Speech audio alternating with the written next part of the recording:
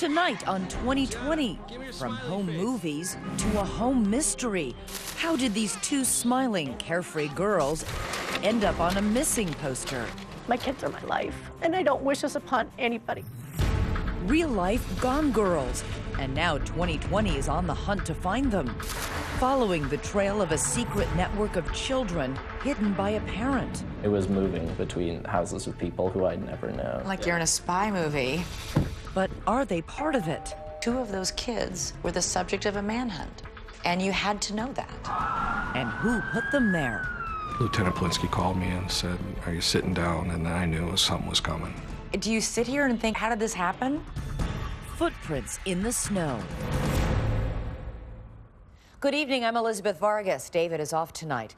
We began this story not knowing what we would find at the end, but after nearly 6 months on the road, knocking on doors, going from big cities to frozen farms, sandy beaches to jail cells, we pieced together a jigsaw puzzle of children declared missing. But were they? Take this incredible journey with us that begins with footprints in the snow.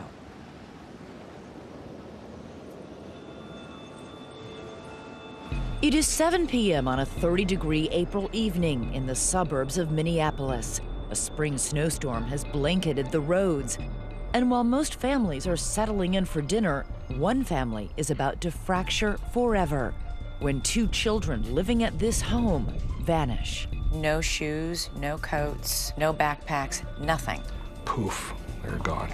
13-year-old Gianna and 14-year-old Samantha Rucki disappear. The only trace? Footprints in the snow. But oddly, there is no manhunt to find the girls, no police press conference. How can 2 children in the state of Minnesota be gone and no one knows where they are? Their parents are embroiled in an ugly divorce and custody dispute, but they insist they are united in their desperation for the girls. I'm concerned, I am worried, I don't know what to think. You don't sleep, you drive around at night, you're always looking. Where did they go? Who are they with? And why does our journey begin by asking questions to their mother inside the Ramsey County Jail? Did you have anything to do with your 2 daughters running away? No. Do you sit here and think, how did this happen? Clean record, never had a problem. Clean record, and here you are in jail on $1 million bail? What's going on? I have no idea. This shouldn't be what happens in a divorce. This divorce is more like guerrilla warfare than a legal proceeding. Exhibit A, these 24 boxes, crammed with reams of motions, appeals, and rulings. Divorce on steroids, that would be a good word for this. But for every documented grievance in this harrowing tale, there is documentation, too, of the good times. Look at this, Nick! You got 20 years worth of home movies featuring both the Ruckis in starring roles as an affectionate, feisty couple. You're figuring it out now? Shut up, it just ran out. And doting, loving parents to their 5 children. Dad, it's my birthday! Nico, Samantha, Gianna, Nia, and Gino. It sounds like a busy home. They are wonderful, it was my dream. I loved being a mom. They make their home in Lakeville, Minnesota, a suburb of Minneapolis. David ran a multi-million-dollar trucking business. Sandra worked as a flight attendant and eventually competed in local beauty pageants, using her nickname Sam. Good evening and welcome. Proudly representing Lakeville, I'm Sam Rucki. In her spare time, she likes cooking Italian, flying airplanes, and staying fit. But David agrees that family came first for Sandra. There's Mom. Hi, Dad. A loving, energetic mom. There was a bird flying? Yeah. Oh, there it is. She was a great mom. Very attentive to her kids. Come on, Nico. Their oldest son, Nico, loves hockey and theater. He was my first, so of course he was spoiled.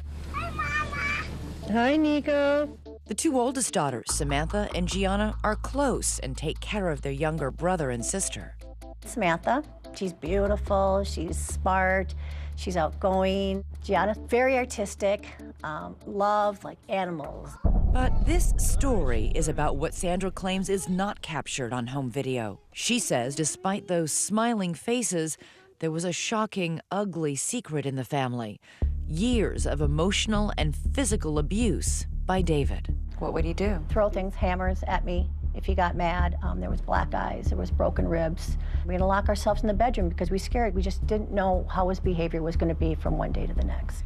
During all those years during the marriage, did you ever take any photos, ever seek medical help? We had photos and we had police reports that prove it. And she claims David didn't just target her, but went after the children, too. How often did that happen? Once is more than enough. It happened a lot. After 20 years of marriage, Sandra says she reaches her breaking point and finally files for divorce. She says, frightened for her life, she also gets an order of protection against David. And then she calls police on him at least 20 times, claiming he continuously violates it. He broke into the house, came running up the stairs, jumped onto the bed that I was at, started choking me, and then took a pillow and started suffocating me. The children, now ages 8 to 14, remain in Sandra's custody and refuse to even see David, rebuffing all of his attempts to connect. It's your dad. Call me. I would like you to call me back. Call me. With his children ignoring him, his frustration mounts. He leaves this message after finding out his oldest son, Nico, dropped out of his longtime sport. Do yourself a favor. Get your ass back in hockey.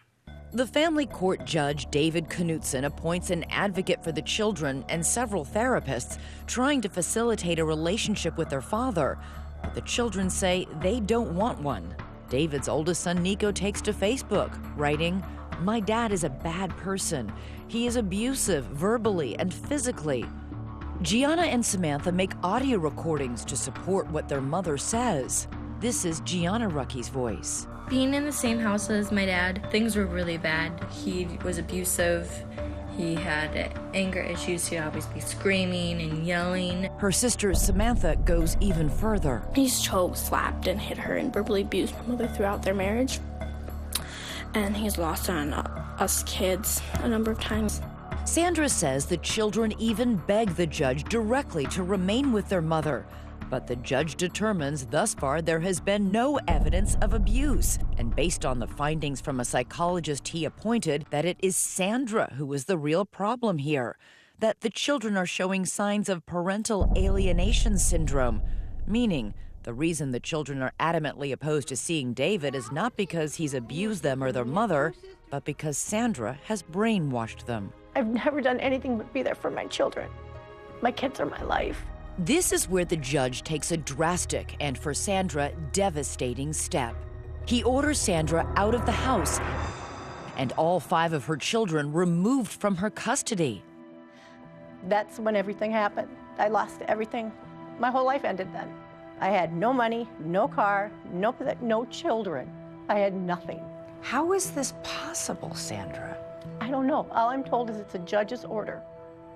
There was no findings that I ever hurt the children, that I ever abused them, that I ever neglected them, that I ever did anything to them.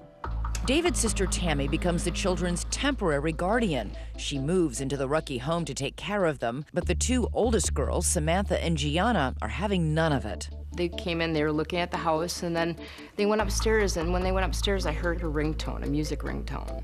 And I thought, okay, maybe they have a phone. Tammy goes downstairs to the basement, thinking nothing of that call or who might be on the other end. Just 20 minutes later, the girls are gone. Then I called 911. Next, where did they go? Who was on the phone? Did you think, where might my 2 daughters have gone? Could they have entered a hidden world?